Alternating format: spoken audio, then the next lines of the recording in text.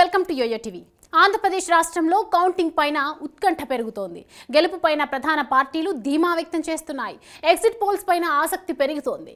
ఇదే సమయంలో ఎన్నికల ఫలితాలపైన బీజేపీ దాదాపు ఒక అంచనాకు వచ్చేసింది. ఏపీలో ప్రధానంగా ఎంపీ స్థానాలపైనే ఫోకస్ చేసింది. మొత్తం 25 ఎంపీ స్థానాల్లో బీజేపీ 6 స్థానాల్లో పోటీ చేసింది. మిత్రపక్షం టీడీపీ 17, జనసేన 2 స్థానాల్లో పోటీకి దిగింది. రాష్ట్రంలో అధికారం కంటే మెజారిటీ ఎంపీ స్థానాలు గెలవటంలో భాగంగానే ఏపీలో కూటమిగా పోటీ చేసింది. అందులో భాగంగా ఏపీలో ఎవరికి ఎన్ని సీట్లు వస్తాయనే లెక్కలు బీజేపీ భవిష్యత్తు అడుగులకు కీలకంగా మారనుంది.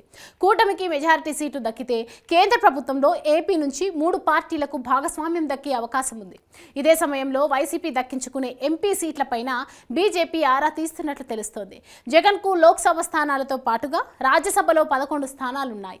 కేంద్రంలో 3వసారి అధికారంలోకి వచ్చిన బీజేపీ ప్రభుత్వానికి రాజ్యసభలో మద్దతు అవసరం. దీంతో జగన్తో భవిష్యత్తు అవసరాలు ఉంటాయని బీజేపీ ముఖ్య నేతలు భావిస్తున్నారు.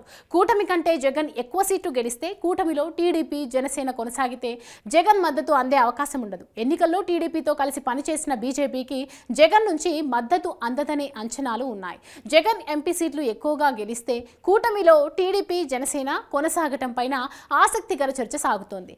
జగన్ గతంలో తరహాలోనే బయట నుంచి మద్దతు ఉంటుందనే వాదన కూడా తెరపైకి వచ్చింది. అయితే ఢిల్లీలో ఇప్పుడు చంద్రబాబు, జగన్ ఇద్దరి వైపు బీజేపీ నేతలు చూస్తున్నట్లు స్పష్టమవుతోంది. రాజ్యసభలో టీడీపీకి ఎలాంటి ప్రాతినిధ్యం లేదు. మరో 2 ఏళ్ల వరకు దక్కే అవకాశం లేదనే చెప్పాలి. ఈ పరిస్థితుల్లో జగన్తోనూ బీజేపీ పూర్తిగా దూరంగా ఉండే అవకాశం లేదనే అభిప్రాయం కొనసాగుతోంది. దీంతో ఎన్నికల్లో కూటమి, వైసీపీ గెలిచే ఎంపీ సీట్ల ఆధారంగా బీజేపీ తన మార్క్ రాజకీయ నిర్ణయాలు ఏపీలో అమలు చేసే అవకాశం ఉంది.